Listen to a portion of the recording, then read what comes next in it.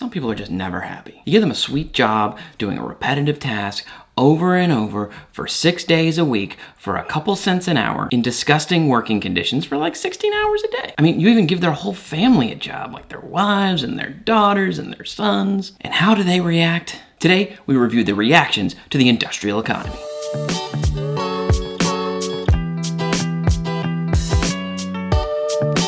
Of course I was being facetious. The job is terrible, the pay is terrible, the conditions are terrible, the hours are terrible. The whole situation is less than ideal. But the whole point of capitalism is that the government doesn't get involved. It's a free market, not a regulated market. But what Adam Smith calls the invisible hand can't solve all of society's ills. So, as a huge chunk of the planet is seeing an overall increase in their standard of living, there were some definite problems in this new economy, and the College Board breaks it down for you in section 5.8. In fact, the College Board breaks it down into 4 types of reactions. I wish someone would make a map where you could see all of these reactions in one place at one time. So, the big 4 kind of jump out at you here. First, government reform movements like the Sadler Report in Great Britain. Second, labor unions. There's a ton of these, so I just put some of the big ones on there so you can kind of see them where they are. Full disclosure, I'm in the NEA, the National Educators Association. It's a union for teachers that's supposed to get better pay and conditions and hours and that kind of stuff. Third, Marxism. You've seen the impact capitalism has had on the economy. Well, Marxism will clash head-on with capitalism late into the contemporary period. Fourth, government modernizations.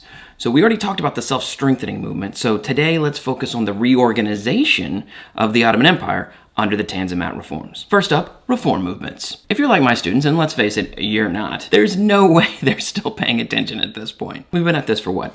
Like a month? They're normally fed up with my shtick after about 3 minutes. Dude, we get it, you have a website. But if they are still here, they'll certainly remember one of the reform movements we talked about in class. In class, we read through the Sadler Report. Sadler was a British member of Parliament who, in 1832, went around and interviewed as many current and former child laborers as he could. The result is heartbreaking. They go into depressing detail about their miserable industrial childhoods.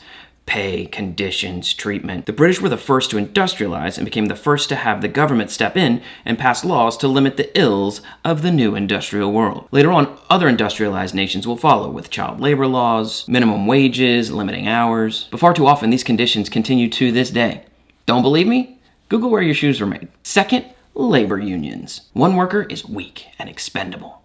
You can treat one worker how you want. Don't like one worker? Fire one worker. Want to pay one worker a few cents a day? Pay that one worker a few cents a day. What can one worker do? Well, alone, they are weak. But there is strength in numbers, and workers begin to form unions where they work together to improve their conditions and pay and hours. So you can fire that one worker. Can you fire every worker? This is the power of the union. They earn the right to collectively bargain with the people who controlled the means of production for all those better conditions we mentioned. They even get Saturdays off. Third, Marxism. What if the whole world was one union of workers happily working for the betterment of society? A true brotherhood of labor, where everyone works for the benefit of each other, where everyone is given what they need and gives what they can. You know, in a paradise like that, we wouldn't even need a government. Just local councils where people would work to solve each other's problems. Council sounds so boring. Let's find something more exotic. Let's see, how do you say council in Russian? Soviet.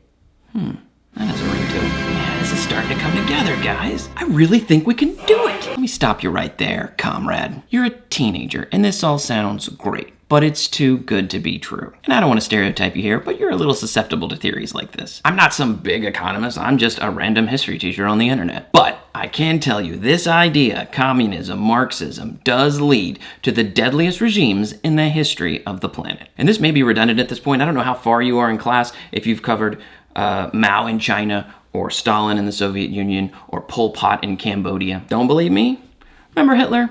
Not a Marxist. But Stalin was, and he killed twice as many people as Hitler did. And the communist Mao Zedong in China killed 3 times as many people as Hitler. So before you head down to the Winter Palace and start your little revolution, just know what might sound good to you, in practice ends in the deaths of millions. But the reasoning Marx had behind his theory was sound. He wrote the Communist Manifesto in 1848 as a prediction of how the messed up industrial economy would eventually play out. Workers, aka the proletariat, would rise up and overthrow the bosses, aka the bourgeoisie. The proletariat would then control the means of production. I keep saying means of production. The means of production are all the things in the economy of value. Raw materials, facilities, machinery. But none of this ever happened the way Marx said it would. And the only time communism is ever implemented is from the top down, not from the bottom up. So do no Marxism or communism as a reaction to the ills of the industrial economy of the 19th century. But it might be better to call it an overreaction than a reaction. Fourth, the Tanzimat Reforms. Now, they also mentioned the self-strengthening movement in China along with the Tanzimat Reforms, but we've already covered that, so meh.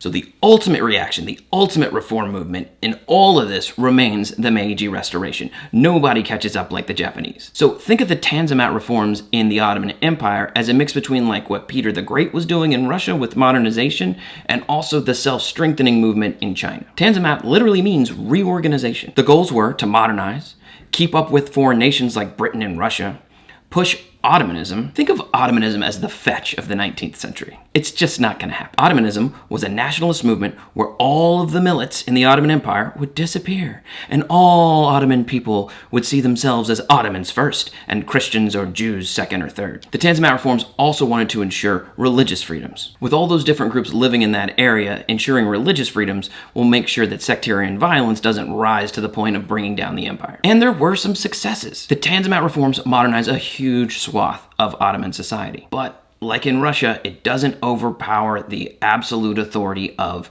the monarch, in this case, the Sultan. In fact, at one point, the Sultan just wipes out all these modernizations just because he wanted to. True modernization in the Ottoman Empire won't arrive until after the Great War, after World War I, and we'll see that stuff in 7.1. All right, one more day on the Industrial Revolution. How do all of these changes affect society? I'll see you tomorrow.